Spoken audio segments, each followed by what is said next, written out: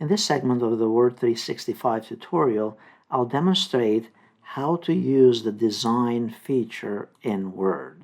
So we have this document, and the document we have a cover page, we have a table of contents, we have images, tables, objects, and charts. And now here you can go and apply a design theme to the whole document so that objects and components within that document flow from a design point of view.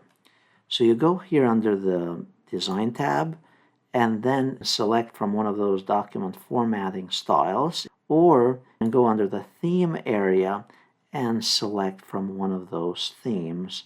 And notice it will give you a preview, a live preview of what the document is going to look like once that theme has been applied.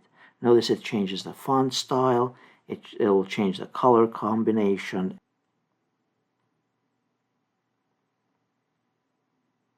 So pick one of the styles that you prefer.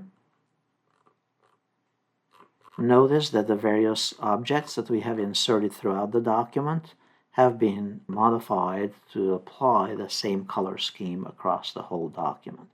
Now those colors, you can further modify them if you prefer.